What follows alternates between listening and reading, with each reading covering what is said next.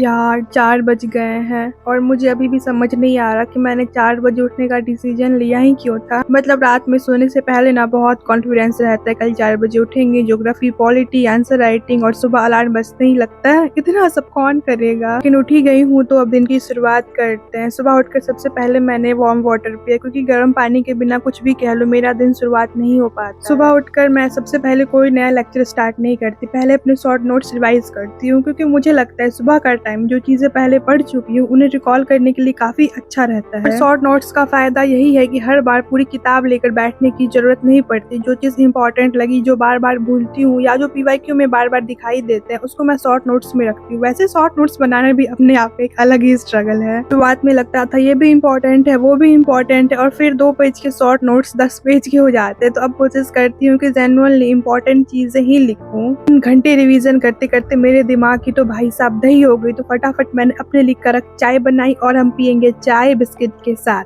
तो चाय पीते पीते अब करंट अफेयर्स कर लेते हैं। तो मैं करंट अफेयर्स एसके सर से करती हूँ, जो एडुटेरिया पे पढ़ाते हैं, और उनकी क्लासेस सुबह 7 बजे हमेशा यूट्यूब पे होती है, फ्री ऑफ कॉस्ट। देखो, जब से मेरे बैच में मेंस आंसर राइटिंग स्टार्ट हुई है तब से मेरे सोचने के तरीका में बहुत ज्यादा परिवर्तन आया है। आई थिंक मैं थोड़ा ब्रॉड सोचने लगी हूँ। अब मैं अगर करंट अफेयर्स करती हूँ तो कोशिश करती हूँ जो एग्जाम के हिसाब से रिलेवेंट हो, जो बिहार से रिलेटेड है और जो आगे आंसर राइटिंग या मेंस में यूज हो सकता है, उस पर थोड़ा ज्यादा ध्यान दूं, क्योंकि करंट अफेयर्स को रोज थोड़ा थोड़ा पढ़ना मेरे लिए बैकलॉग बनाने से काफी बेटर है।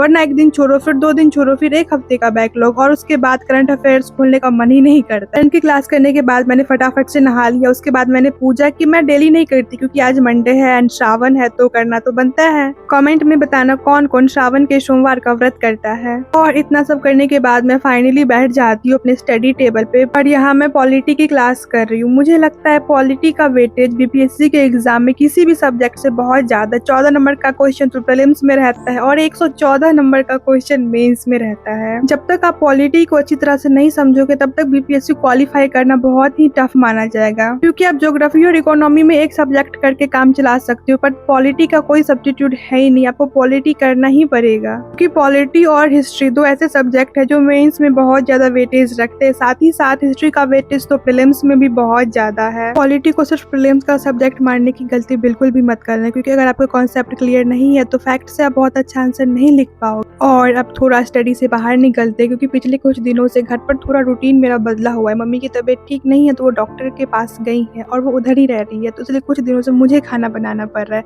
और सच बताऊं, घर का काम और पढ़ाई एक साथ मैनेज करना बाहर से जितना आसान लगता है ना, असल में उतना होता नहीं है। अब मुझे उन महिलाओं को देखकर जेन्युइनली रिस्पेक्ट फील होता है जो शादी के बाद भी पढ़ाई, अपना करियर कंटिन्यू करती है, और खासकर बच्चा होने के बाद घर, बच्चे और अपना काम सब मैनेज करना, मतलब माय गॉड सैल्यूट है। क्योंकि सिर्फ टाइम निकालना ही मुश्किल नहीं होता, उस टाइम में मेंटली प्रेजेंट रहना भी मुश्किल होता है। फिलहाल मेरे घर में भी मेरे साथ यही फेज चल रहा है। खैर, खाना बन गया और खाना मैंने खा भी लिया है, और अब मैं डीआई के क्वेश्चन कर रही हूँ। पहले बीपीएससी प्रीलिम्स की डेट 26 जुलाई को थी, जो पोस्टपोन्ड हो चुकी है, बट मेरे क्लास में उसको ध्यान में रखते हुए डीआई की क्लासेस थोड़ी जल्दी जल्दी करवा दी गई थी। बट सर ने बताया उसको करने में 6 महीने का टाइम लगता है। और भाई, जिस तरह से बीपीएससी यूपीएससी की कॉपी कर रहा है ना और अपना लेवल बढ़ा रहा है ना, ठीक उसी तरह हमें भी अपने लेवल को बढ़ाना होगा। तो मैंने सोचा है कि आज से मैं डीआई को डेली 1 साल तक करूंगी, क्योंकि भाई 72 नंबर का क्वेश्चन है। वैसे आप लोग मुझसे बार बार रिसोर्सेज पूछते रहते हो कि दीदी हिंदी मीडियम के लिए कौन सी बुक फॉलो करे, साइंस और मैथ्स के लिए क्या करें। तो मैंने सोचा आज आपको अग्रवाल एग्जाम कार्ड की 3 बुक्स के बारे में बता दूं। सामान्य हिंदी, जनरल साइंस और कॉम्पिटिटिव रीजनिंग। बिहार में हिंदी क्वालिफाइंग है, इसलिए से इग्नोर नहीं कर सकते। इसमें संधि, समास, विलोम, पर्यायवाची शब्द जैसे इंपॉर्टेंट टॉपिक्स के साथ साथ एग्जाम में पूछे जाने वाले टिप्स एंड ट्रिक्स दिए गए हैं। जनरल साइंस, जिसे मैं प्रीलिम्स के लिए पर्सनली काफी इंपॉर्टेंट मानती हूँ, उसमें फिजिक्स, केमिस्ट्री, बायोलॉजी को बेसिक से एग्जाम लेवल तक easy Hindi, English language, diagrams और टेबल्स के साथ कवर किया गया है। साथ में 2500 plus practice questions, updated content भी, रिवीजन के साथ प्रैक्टिस भी हो जाएगी। और कॉम्पिटिटिव रीजनिंग में आपको 300 प्लस शॉर्टकट ट्रिक्स और अप्रैल 2026 तक के लेटेस्ट एडुकेटिव पीवाईक्यूज मिलते हैं, जो क्वेश्चन सॉल्विंग स्पीड और एक्यूरेसी इंप्रूव करने में हेल्प करते हैं। तो अगर आप भी शॉर्ट, इजी और एग्जाम ओरिएंटेड रिसोर्सेज ढूंढ रहे हो तो इन बुक्स को एक बार जरूर चेक कर लेना। लिंक डिस्क्रिप्शन में है और मैंने प्रोडक्ट भी टैग कर दिया। चलो फटाफट से ज्योग्राफी करते हैं। सो मैथ की क्लास करने के बाद, थोड़ा ब्रेक लेने के बाद अब बारी है ज्योग्राफी की क्लास की, और मैं ज्योग्राफी सुदर्शन गुज्जर सर के साथ कर रही हूँ। मैं पहली बार नहीं कर रही हूँ, मैं इससे पहले भी वर्ल्ड ज्योग्राफी से कंप्लीट कर चुकी हूँ, और अभी मैं एनसीईआरटी कर रही हूँ सेकेंड टाइम। ऐसी 6 घंटे की मैराथन क्लास थी, जिसमें सर 6 to 12 की एनसीईआरटी करवा रहे हैं। सबसे अच्छी बात मुझे ये लगती है, अगर आप सुदर्शन गुज्जर सर के साथ ज्योग्राफी करोगे ना ना तो आपको ये प्रॉब्लम नहीं होगी कि मैं हिंदी मीडियम हूँ या मैं इंग्लिश मीडियम हूँ। वो इंसान इतना बाप रे बाप समझदार है, इतना ब्रिलियंट हैट्स ऑफ कि वो एक ही क्लास में हिंदी और इंग्लिश दोनों समझा देते हैं। यूट्यूब के सारे टीचर्स ऐसे हो जाए ना तो हम हिंदी मीडियम वालों के लिए बहुत भला होगा, क्योंकि ना जितने भी अच्छे टीचर्स हैं ज्यादातर तो इंग्लिश मीडियम में ही है एंड वो इंग्लिश ही प्रॉपर पढ़ाते हैं, बट सुदर्शन गुज्जर साथ हिंदी भी पढ़ाते हैं, इंग्लिश भी पढ़ाते हैं। और जब आप उससे क्लास करोगे ना तो आपको बिल्कुल भी पता नहीं चलेगा कि आप ऑनलाइन क्लास कर रहे हो। क्योंकि ना मैं आज क्लास करते करते सो गई थी और सर अचानक से बीच में बोलते, ए तुम सो रही हो, उठो उठो, तुमको ही बोल रहा हूँ, तुम दीवार पे टिक के सो रही हो, उठ जाओ। और मुझे लगा सर मुझे ही बोल रहे हैं। बस बीपीएससी में एक ही प्रॉब्लम है कि सुदर्शन गुज्जर सर आपको वर्ल्ड बिल ही पढ़ा दे, लेकिन बिहार वो आपको स्पेसिफिक नहीं पढ़ाएंगे। तो बिहार के लिए आप जसवंत सर की क्लास कर लेना, बहुत अच्छी है। और ज्योग्राफी में मेरे लिए मैप बहुत इंपॉर्टेंट है, क्योंकि सिर्फ लेक्चर सुनते रहने से कुछ टाइम बाद लोकेशंस मिक्स हो जाते हैं। तो जो भी आप पढ़ो उसको मैप पे लोकेट करने की कोशिश करो। और बीपीएससी की तैयारी में बिहार को तो ऑब्वियसली अलग से ध्यान देना ही पड़ेगा। जैसे कोई रिवर पढ़ा तो उसका सिर्फ नाम याद करने से क्या फायदा, मैप पर देखो कहाँ से आ रही है, कहाँ जा रही है, किस रीजन से गुजरती है और उससे जुड़े क्वेश्चन किस तरह बन सकते हैं। और आप लोग बहुत पूछते हो कि दीदी अगर आपके पास टाइम नहीं होता तो आप क्या करते हो। देखो अगर आपके पास टाइम नहीं है एंड आपको 73rd देना है ना तो आप एटलीस्ट 11th और 12th की सारी बुक्स एनसीईआरटी की कवर कर लो। खैर एनसीईआरटी कंप्लीट करने के बाद अब मैं एनसीईआरटी के बुक से डायरेक्ट ज्योग्राफी के पीवाईक्यू करूंगी, क्योंकि लेक्चर देखकर आपको अक्सर लगेगा कि हाँ समझ आ गया, मुझे सब आता है, लेकिन जब आप पीवाईक्यू बनाओगे ना तो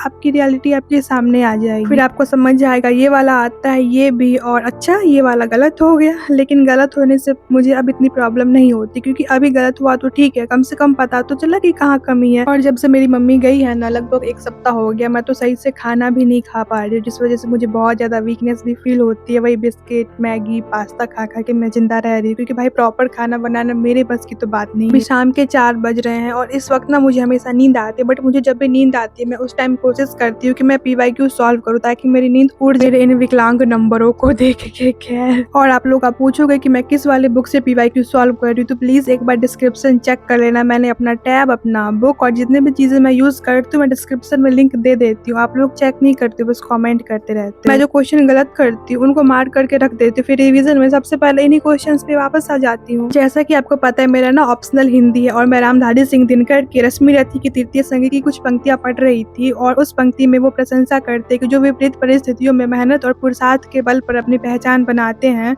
लगातार परिश्रम करते हैं, वे ही इतिहास में अपना नाम बनाते हैं। पंक्तियां कुछ इस प्रकार हैं। वसुधा का नेता कौन हुआ, भूखंड विजेता कौन हुआ, अतुलित यश क्रेता कौन हुआ, नवधर्म प्रणेता कौन हुआ, जिसने ना कभी आराम किया, विघ्नों में रहकर नाम किया। देखो समस्याएं सबकी जिंदगी में, बस मैटर ये करता है कि तुम रोते हो या उस परिस्थिति से उभर कर डट कर वापस निकलते हो। ज्योग्राफी की क्लास करने के बाद मैंने थोड़ी देर अपने गाँव वाले खेत में वॉक किया और अब हम करेंगे आंसर राइटिंग। और आज ना मैं सिर्फ एक ही आंसर लिखूंगी। पहले मैं टारगेट बहुत बड़ा बना देती थी, 3 आंसर 4 आंसर, और फिर सोचती थी आज तो बहुत कुछ करना है और रिजल्ट 0 बट्टा सन्नाटा। तो आज मैंने सोचा है मैं एक ही आंसर लिखूंगी, वो भी टाइमर लगा के प्रॉपरली। मैं आंसर लिखते समय कुछ बेसिक चीजों का ध्यान रखती हूँ। इंट्रोडक्शन छोटा और डायरेक्ट, बॉडी में हेडिंग्स जहाँ जरूरत हो एग्जाम्पल, और कंक्लूजन में क्वेश्चन को प्रॉपरली क्लोज करना, और सबसे इम्पोर्टेंट जो पूछा गया उसी का आंसर, क्योंकि आंसर को अननेसेसरी लंबा करना और आंसर का टू द पॉइंट आंसर लिख के कंप्लीट करना दो अलग अलग चीजें हैं। राइटिंग करने के बाद अब आखिरी proper study session Bipin Chandra. वैसे एक छोटा सा स्टडी अपडेट, मैंने स्पेक्ट्रम कंप्लीट कर लिया है और अब मॉडर्न हिस्ट्री में मैं बिपिन चंद्र पढ़ रही हूँ। मैंने इसे शुरुआत में नहीं उठाया था और आई थिंक वो मेरी सबसे बड़ी गलती थी, क्योंकि स्पेक्ट्रम इतनी मोटी बुक है और वो पढ़ के आप खुद को बहुत बड़ा भोंदू महसूस करोगे। लेकिन बट अगर आप आधुनिक भारत की इतिहास बिपिन चंद्र को पढ़ोगे तो आपको बहुत अच्छा लगेगा। पूरी बुक स्टोरी फॉर्मेट में लिखी गई है, आप बिल्कुल भी बोर नहीं होंगे। तो स्पेक्ट्रम पढ़ने से पहले आप ये वाली बुक पढ़ लें। और सारे टू डू लिस्ट कंप्लीट करने के बाद मैंने बस एक क्विक रिवीजन किया, सुबह के जो शॉर्ट्स रिवाइज किए तो इनमें से जो वीक चीजें मुझे लगी मैंने उनको दोबारा से देखा। पीवाईक्यू में जो गलत हुए थे उनको भी मैंने एक बार देख लिया। फिर रात 10 बजे के बाद मेरा दिमाग बहुत ज्यादा सुन हो जाता है और मैं ज्यादा नई चीजें पढ़ने की कोशिश नहीं करती हूँ। क्वालिटी से ज्यादा मैं क्वांटिटी में बिलीव करती हूँ। और अब रात के 11 बज चुके थे, सुबह 4 बजे उठते टाइम लगा था आज पता नहीं कितना पढ़ लूंगी, लेकिन पूरा दिन वैसा नहीं गया जैसे सुबह सोचा था। बीच में घर का काम, खाना बनाना, कई बार पढ़ाई का फ्लो टूटा, फिर भी मैं वापस बैठी पढ़ती रही। दिन परफेक्ट रूटीन फॉलो करना नहीं जरूरी होता है, बस जो रिस्पॉन्सिबिलिटी है उसको निभाते हुए अपनी पढ़ाई को कम्प्लीटली छोड़ना नहीं चाहिए। आज शॉर्ट नोट्स रिवाइज की, मेंस पॉलिटी की क्लास की, आंसर लिखा बिपिन चंद्र पटा, बस इतना ही याद रखना। हर दिन प्रोडक्टिव दिखना जरूरी नहीं है, बस हर दिन दिखना जरूरी है, क्योंकि आखिर में एक दिन की पढ़ाई नहीं, ये सारे नॉर्मल डेज मिलकर प्रिपरेशन बनाते हैं। गुड नाइट कर फिर मिलते हैं।